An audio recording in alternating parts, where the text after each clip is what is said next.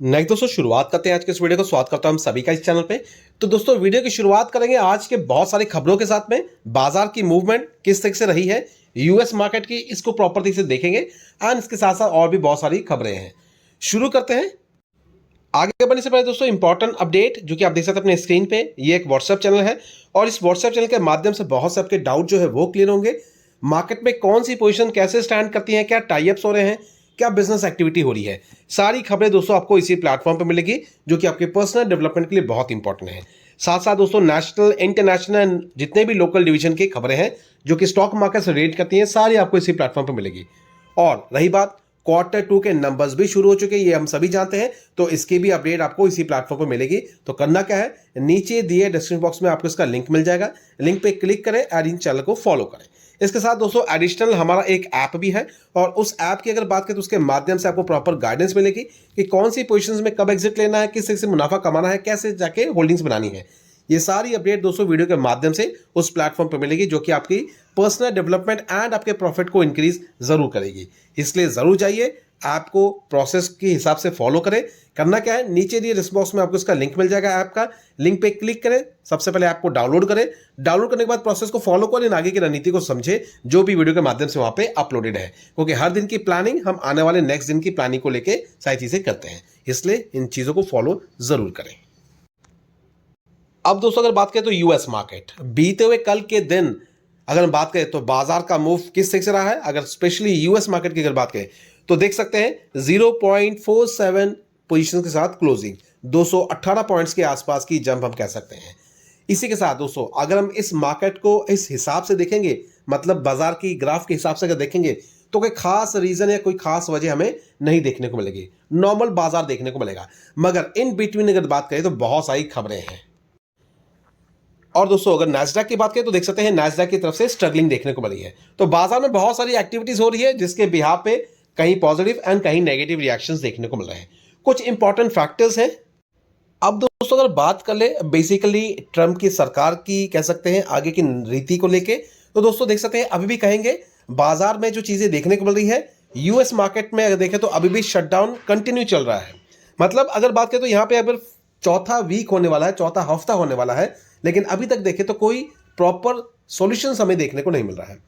अब इसी बिहाफ पे यूएस गवर्नमेंट लगातार इस चीज को फेस कर रहा है, क्योंकि यहाँ पे अगर देखें तो कह सकते हैं जितने भी वर्कर्स है सरकारी तौर पे या जो भी चीजें होती हैं, कह सकते हैं किसी भी तरीके का पेमेंट रिलीज नहीं होगा इस शटडाउन की वजह से।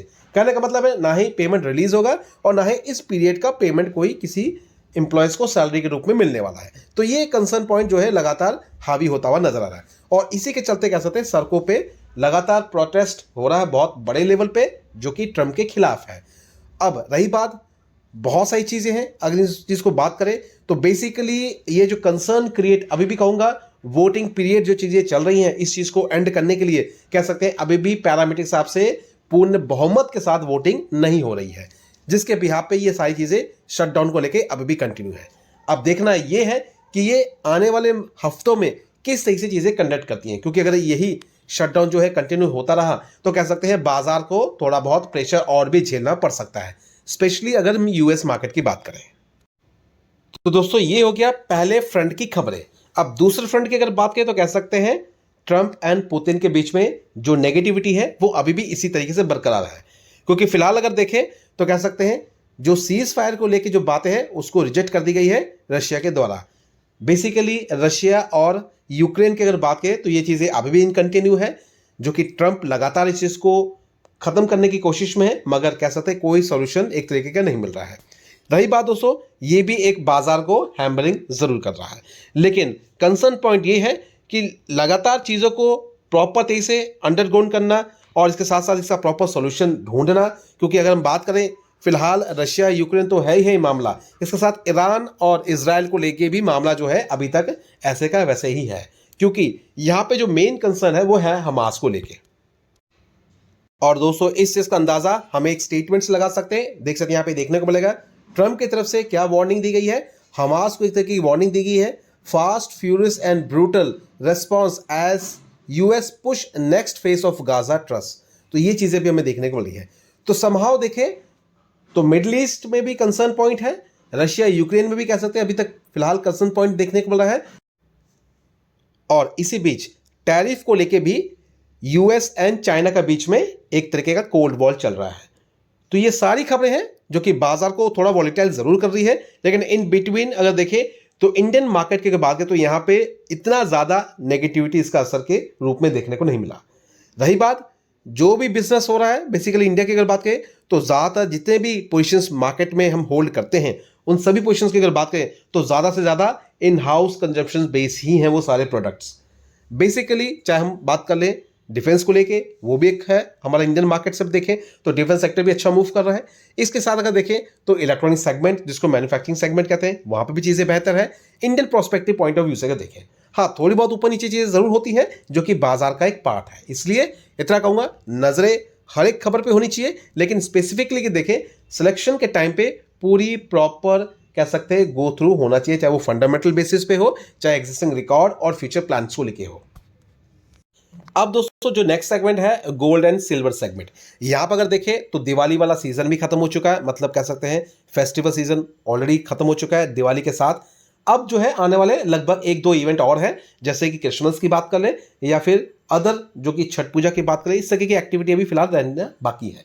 मगर इन बिटवीन अगर इन सारी चीजों को करेक्ट करें तो कह सकते हैं समहाउ जिस तरह से रैली गोल्ड और सिल्वर में हमें देखने को मिली है एक्सपर्ट के मुकाबले या फिर कह सकते हैं इनके वर्डिंग से मुताबिक कुछ और भी चीजें रिवील हुई हैं, जैसे कि गोल्ड थोड़ा बहुत कंसिडर कर सकता है जो फिलहाल अभी चल रहा है 1,32,31 इस तरीके के लेवल पे तो चल रहा है फिलहाल। इसके साथ साथ दोस्तों नेक्स्ट जो रैली है बाजार में स्पेशली गोल्ड को लेके तो कह सकते हैं थोड़ी बहुत कह सकते हैं स्लो डाउन के बाद बाजार फिर से मूव दिखाएगा गोल्ड सेगमेंट को लेके।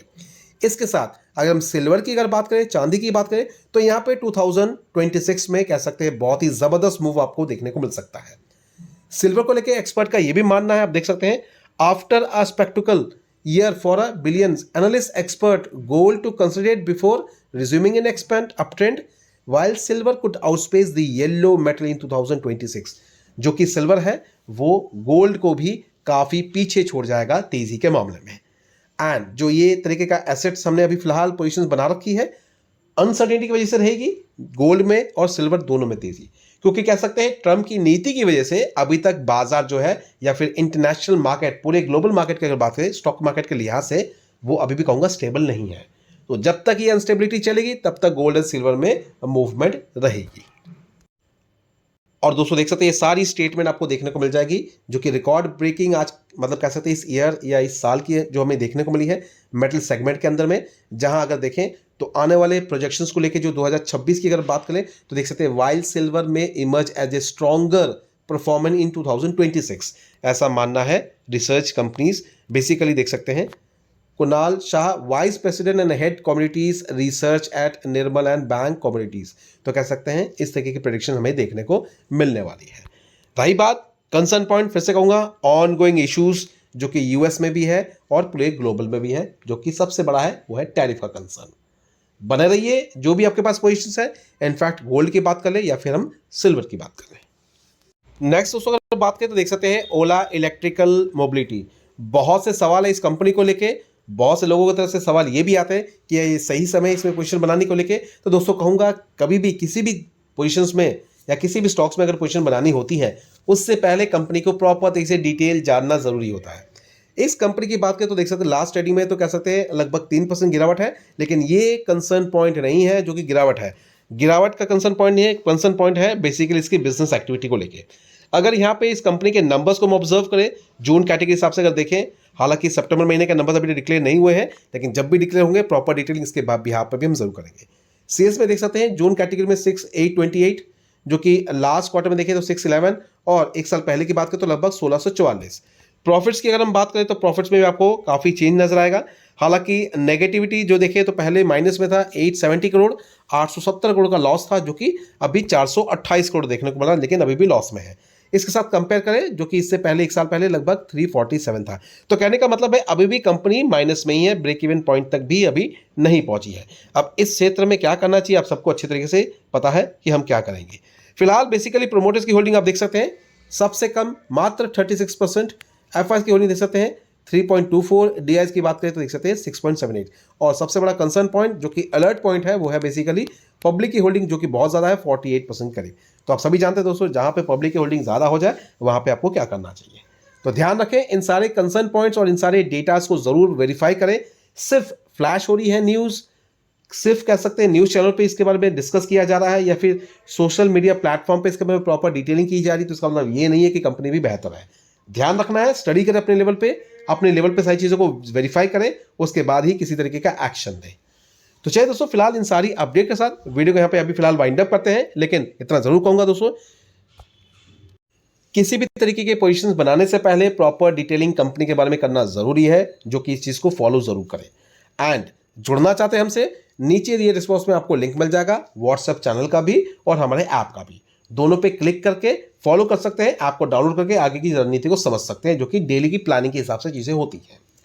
तो वाइंड अप करते हैं, मिलते हैं अपने नेक्स्ट वीडियो में। Thank you for watching and bye bye.